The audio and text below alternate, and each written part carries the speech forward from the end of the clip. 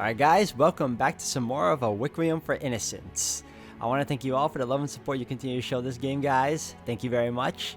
And wow, that was a climactic battle we had, guys. That was incredible. I think I remember reading that this game, or at least this part of the game, is like 10 hours long. So we already got through with defeating the Lord, and that means all that's left is Jacopo's settling into ruling, and we know that doesn't turn out well. And then I don't know how far the story will go. I think it will probably go up into the point where he kidnaps Morgana unknowingly, and then I guess from there that's where the story will end. I'm not certain, but we're gonna see. So if anything else, guys, I hope you all continue to enjoy watching, and let's see this through. Alright guys, and we are back. And by the time it was all over, it felt almost underwhelming how completely and utterly we had conquered them. Men cheered and shouted in celebration. Others borrowed suits of armor and pretended to be knights. A fire of a different color filled the manor's walls. They believed that, with the Lord's death, everything would suddenly be better for everyone. That nobody would have to suffer anymore. That they would all be happy and live perfectly fulfilling lives. They had no logical reason to believe as such, yet no one seemed to doubt it in the slightest. Everyone seemed to have forgotten that enacting change required work, and there was still much of that to be done. The entire rest of the day, the men partied and celebrated, paying no heed to the corpses strewn about the property. Even the injured joined in. Nothing could stand in the way of their merrymaking. They raised goblets to my great accomplishments, and I smiled along. Though their fiery passion could not penetrate the cold bubble that had formed around me. The only real fervor I had felt all day was while I crossed swords with Barnier. Now my head was surprisingly clear. Perhaps clear wasn't quite right. It was stagnant. I felt as though I was suspended in a dark sludge. Barnier's dying words hovered around me. By the time I figured out what it meant to be a lord, I wouldn't be the kind-hearted friend of the people anymore, he had said. That I would have no one to trust. That it would eat away at me. Drive me mad.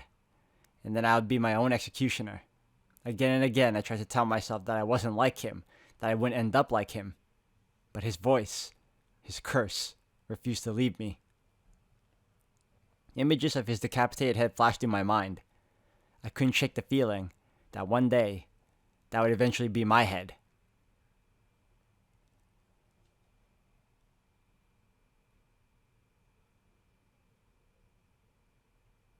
Well, there you are, kid. Been wondering where you ran off to. Oh, Gratian. How goes it? That sure ain't the face of a man who just pulled off a goddamn revolution. Your wound hurtin'? I got something that can make the pain go away if you want some. Ah, there we go. Here she is. Take one of these leaves and grind it up at the back of your mouth. You should start tingling right at the back of your head in no time. Then all the pain's gone like it was never there. It's some pretty great stuff. If you don't mind getting a little loopy for a bit anyway. But after all that, it ain't like you're gonna need to think straight for a while, so what do you say? Take a few? I think I'll pass. It does hurt, but I can handle it. And why the long face? You're a hero now. People are gonna be looking up to you. And that ain't a great look. What's the big rock? I don't remember seeing this here before. Please don't touch it. It's Jaren's gravestone. Ah, so that's what's got you down the dumps, huh? I mean, I get it. I sure as hell didn't see that one coming either. Talk about a shocker. Sweet little thing like her in bed with the Lord. Women can be freaking scary creatures at times. I don't even want to think about what kind of stuff she was scheming while she got all chummy with us. There was no mask, no facade, no scheming. She was always just being herself. You out of your mind, kid? She played us for months, not the tiniest hint. If that ain't facade, I don't know what is. She never believed herself to be lying to us. Assuming Jaren genuinely didn't grasp the concept of sadness or fear, that she was incapable of experiencing negative emotions, then it does kind of add up. She loved the Lord while also enjoying her time with us. To her, they weren't mutually exclusive. To her, feeling both was not wrong. Well, looks like you're a lot better at arithmetic than me, cause that don't come close to adding up in my head. Or maybe you just don't want to accept that it was all a big fat lie. Perhaps. I'm not Jaren, and I don't know what she had with the Lord, so all I can do is speculate. And perhaps I do merely want to believe that she was part of the family. Gratian, could I ask you to keep this from Maria and the other girls? You sure? Regardless of what Jaren's actual feelings were, I don't see any reason to sully their memory of her. Fair enough, I guess. Not like the dead can make their own case, so the least we can do for the ones they left behind is not taint their memory. Unless someone knows how to bring them back, that is. Indeed. You sure everything's good, kid? What are you so concerned about? I mean, this is yours now.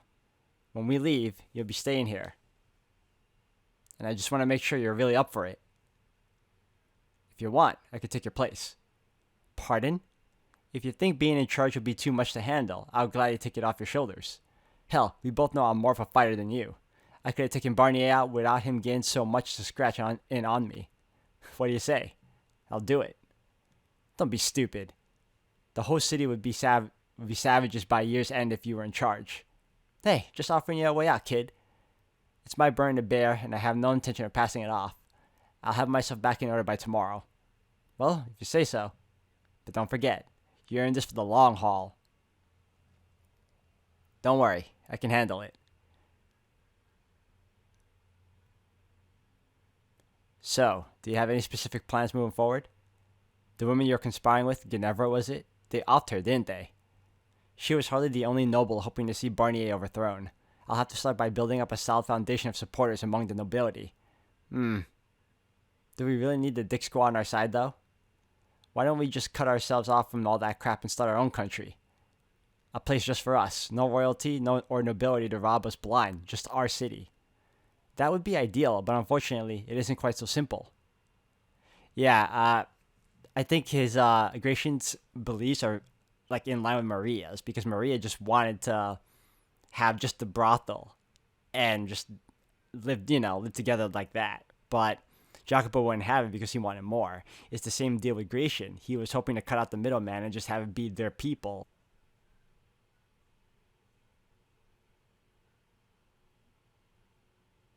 We can't just overthrow the Lord, take over the city, and build a big wall around the borders without a clear, legitimate transfer of power. The neighboring council will undoubtedly intervene.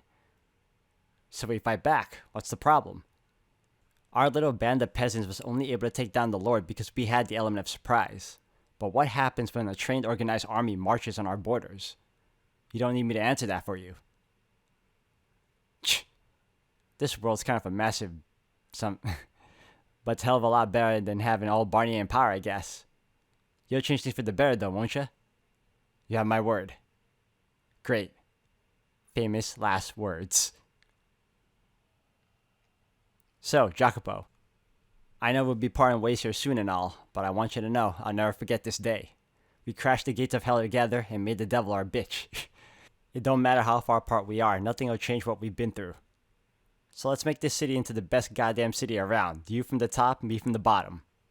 Yes, let's. It's a great comfort to know I have you down there. I have a good deal of trust in you. I won't disappoint you, kid. And don't you ever hesitate to give me a shot if you need something. When we first met, I kind of wanted to throw you off a cliff, and you still rub me the wrong way sometimes. But I also consider you one hell of a partner, and I mean that. We risked our lives for each other. Brothers in arms. Thank you. I, too, consider you a good comrade. You and the rest of the gang. Aha! I was beginning to think you'd never come out and say it. Now remember, kid, don't you let us down with this, or you'll be hearing from us, capiche? I know you can do it. I won't let you down. Once more, famous last words. It'll all go fine. I have allies. It's really depressing knowing what we know moving forward with this story, because at the end of the day, the Lord was right. Jacopo ended up messed up by being king, and his people will pretty much betray him. Friends I can count on. With their help, I can change things for the better. I can believe in myself. I can do this. I have no reason to think otherwise. This fluttering in my stomach. There's nothing to be concerned about. When that fated night came to an end, the vast bright blue sky of the morning greeted me. I looked up at the sky, standing in a manner that still reeked of blood, and Morgana filled my thoughts. If she were here now, what would she say to me? Congratulations? It was so unlikely I let out a little laugh. She would undoubtedly criticize me for seizing power through such violent means. Her lips would twist into a scowl, and she would damn me to hell for the 1000th time. She would tell me that what I had done was extremely foolish, but perhaps... Oh, messed up. She would also express some concern about my injuries. That was all in my own imagination, though. She would never be at my side again. She would never look up at the same sky again. I would never hear her sing again. My old life was gone, a relic of the past. It would never be the same again. Not without the girl I loved being a part of it.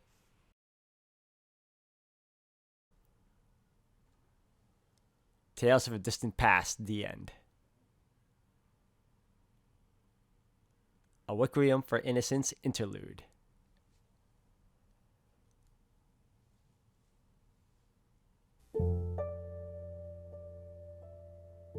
Recollections of an Outlaw.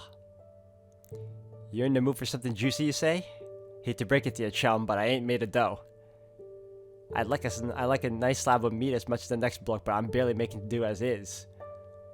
We all are, in case you hadn't noticed. What, you're not hungry? You just want a juicy story to go with your drink? Now, why didn't you just say that to begin with? I was gonna say so. Give me a sec. I think I got one you'll like. A few months back, me and a bunch of other blokes went out on a raid. This puny little village. They didn't do much trade, just living off what they could grow, so no one figured we'd make out with much.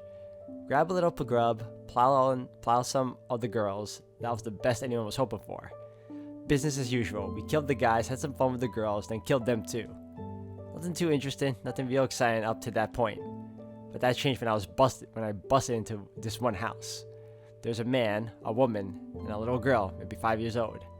No siblings, just a girl. Real small family for a village like that. That comes at me to protect the girl, then tries to block me away. No surprise here, I kill them both. A couple of unarmed farmers, easy as snapping a baby's neck. That left the kid. Wasn't like she could do nothing, so I didn't have to kill her. But you know how stupid things get. Crying like it's the end of the bloody world. So I figure I'll run her through before she starts howling on me, right? But get this. The kid smiled at me and said, "Where are you from, mister?" Couldn't believe me ears. Girl, your parents were just killed by me, and I'm coming to kill you next. How the hell are you smiling, and how the hell are those words coming out of your tiny little mouth? Creeped me out, trippy toad. So much so I lost all interest in killing her. So I dug around for anything worth taking and then went on my way. But this damn kid, I tried to leave and guess what? She freaking follows me. Oh, so this is a story about, Jaren. Doesn't want revenge or nothing, just smiling like a fool.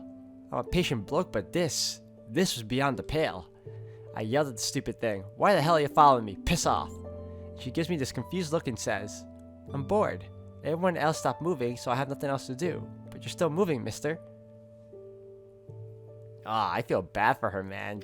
The way her mind works, the way she perceives things like murder, she just thinks they all stop moving. And it's just boring now. Like a toy. My damn head was spinning. She was maybe 5, yeah? I could understand her being a little stupid, but she should have known right from wrong enough to know to be scared of me. You'd have to be out of your mind to come trotting after the bastard just off your parents. And I'm pretty sure that's exactly what her problem was. She wasn't right in the head.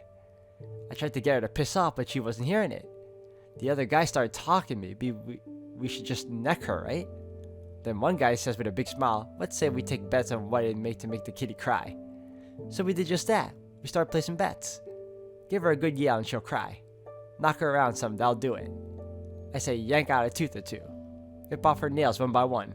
And finally, plow her till she breaks.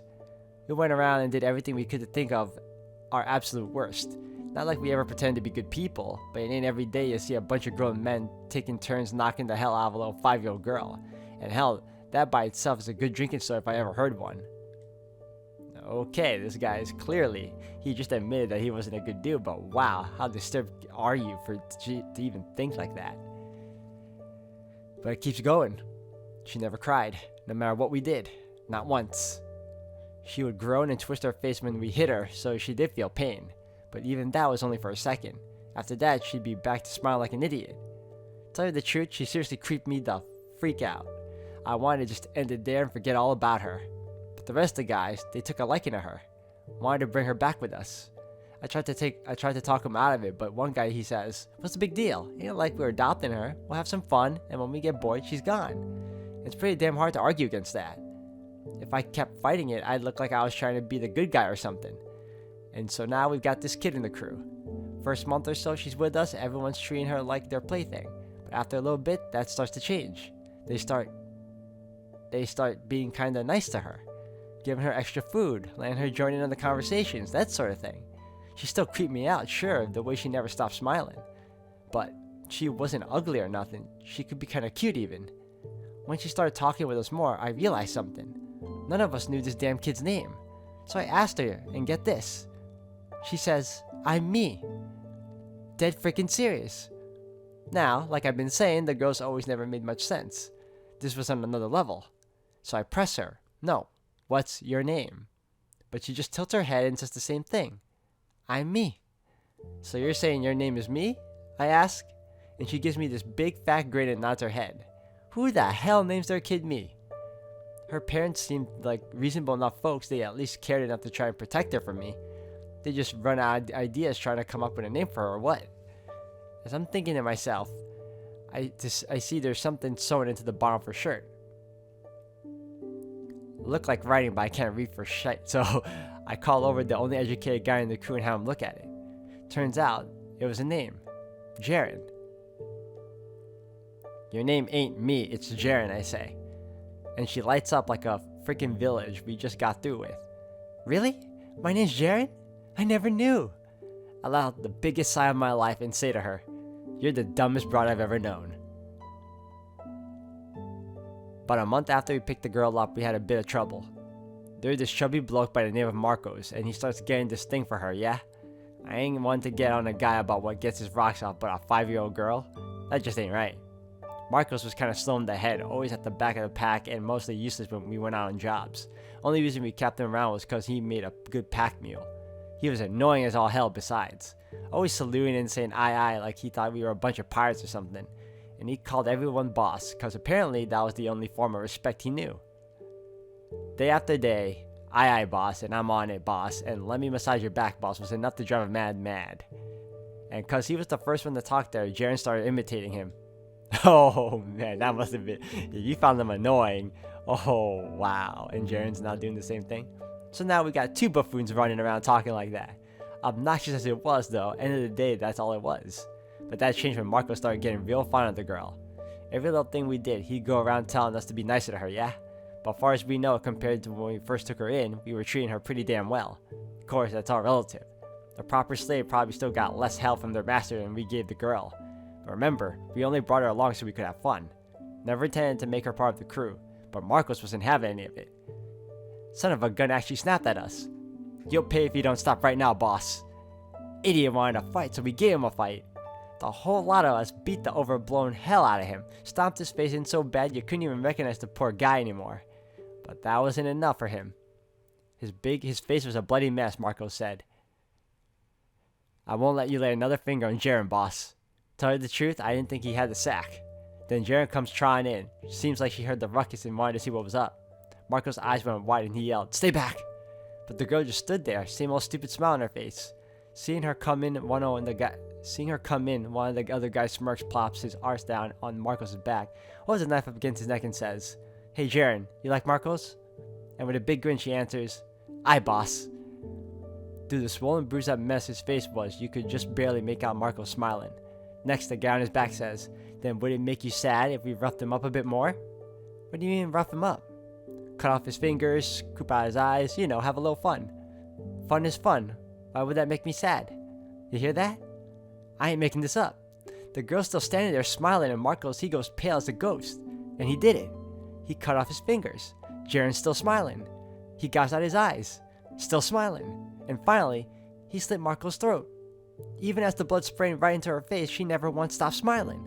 Just before he kicked off, Marcos looked like he was thrown into the deepest, darkest pit of despair. I've seen the hope drain from God knows how many men's eyes, but that was on a whole nother level. And as you can imagine, I was the only one Jaren creeped out anymore. Wait, and as anyone, I wasn't the only one. Okay, I was wondering, like, that didn't make sense. I wasn't the only one Jaren creeped out anymore. Everyone felt the same way. She was so messed up, we all thought we might start turning into her if we kept her around any longer. So next city we landed, we sell Jaren off. And we all lived happily ever after, minus one twisted little girl. What do you think? Juicy enough for you? You feel sick? Sorry about that, chum. I thought you had a stronger stomach. I do wonder what Jaren's up to these days. She's still smiling like an idiot, or...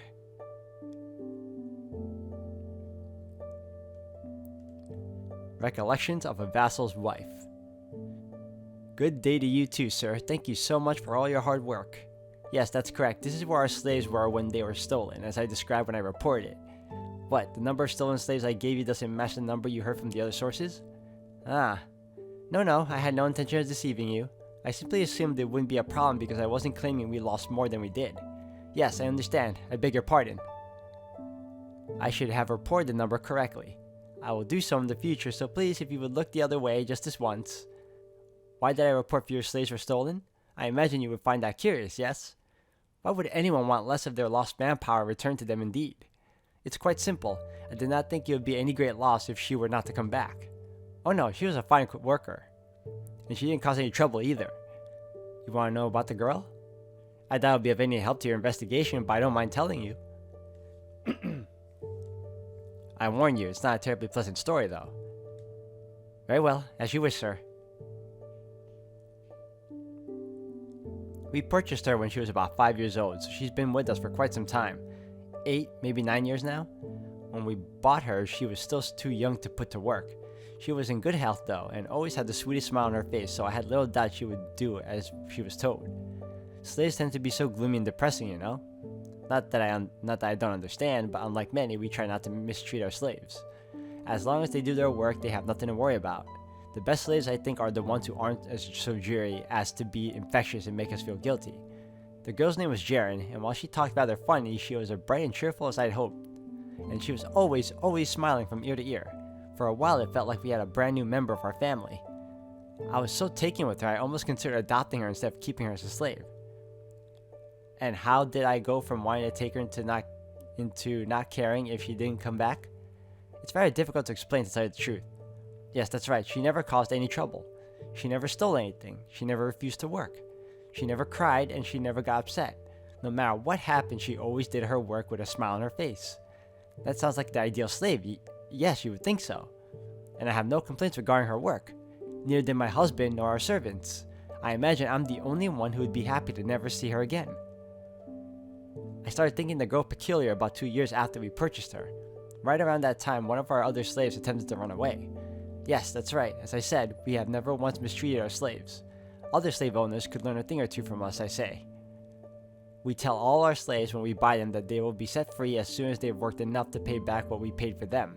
So, he had only 10 years and then he would have been free. But he chose to spit in the face of our generosity and... My apologies, I've gotten off track, haven't I? The slave who ran was captured soon after, but trying to flee is one of the greatest transgressions a slave can commit against his master. As such, it was, as I'm sure you understand, necessary to punish him. But I assure you, we never mistreat. Yes, I'm sorry, I'll continue. So as I said, he had to be punished.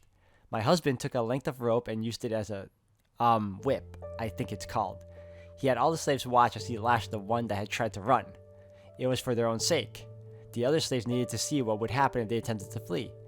The lashing continued for a full day. All the slaves present reacted differently. Some averted their eyes, some cried, some looked on trembling, but it was clear they were afraid, which meant the punishment had served its purpose. For everyone except Jaren, that is. Yes, that's correct. She simply smiled. At first I thought my eyes were playing tricks on me, but every time I looked over at her, I saw the same thing. As the slave being lashed screamed out in pain, Jaren didn't even flinch. She just stood there smiling. Just looking at her gave me the chills. My husband thought it was curious as well, but he wasn't nearly as put off as me. She was 7 at the time and a hard worker, and he said there was no issue as long as she didn't cause any trouble. But that completely misses the point, you know? She gave me the creeps.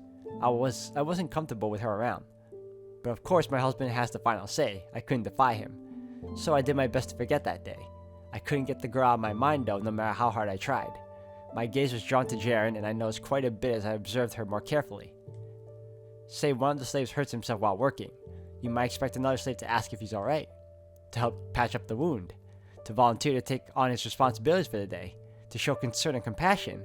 But Jaren, she would just smile and go on her way, not a word. She was hardly perfect either. Is anyone though?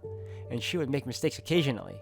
Everyone slips up and we try not to make a huge fuss about it because we sincerely value our slaves and their workday. My apologies.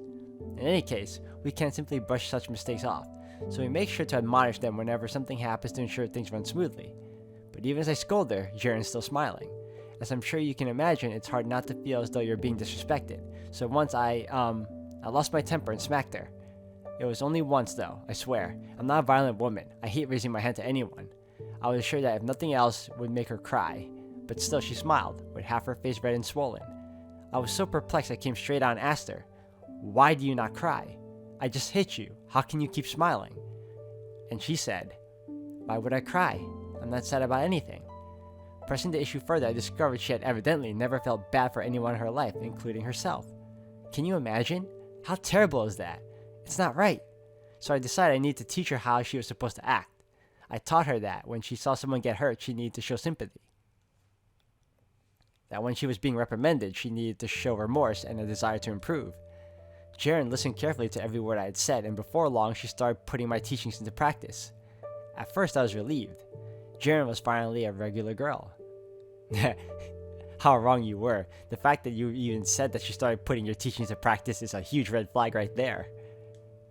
She showed concern, compassion, regret. But it was all an act. Exactly, of course it would be. You taught her that. She acted sad when someone got hurt, and then she turned around and was smiling again. It's like, see, I did it. I acted sad, but I'm going back to smiling now. I'm just thinking about it too. Oh man. It never lasted more than a few moments. Emotions were but a flash, there, then gone before you realized. It wasn't normal, wasn't human. She didn't genuinely feel sympathy. Beyond the surface, she was no different than the girl who smiled as a fellow slave was being whipped before her eyes. Jaren had learned nothing. Unable to bear it anymore, I went to my husband again. I told him she wasn't normal. There was something wrong with her. I implored him to do something, but my pleas fell on deaf ears.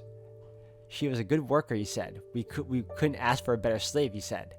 Oh, but he couldn't have been any more wrong. He wasn't the one who had to look after her. He had no idea what she was like, how unsettling it was merely being in her presence, how deeply upsetting it was. My apologies, I'm fine now. As you can imagine, I'm not particularly fond of Jaren. So it was a weight off my shoulders when I heard she was one of the stolen slaves. Why are you giving me that look? You think I'm the one who has the problem? You think there's nothing wrong with her, just like my husband?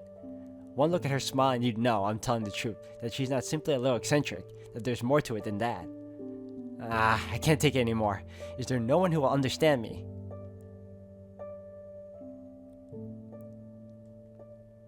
Recollections of a Prostitute.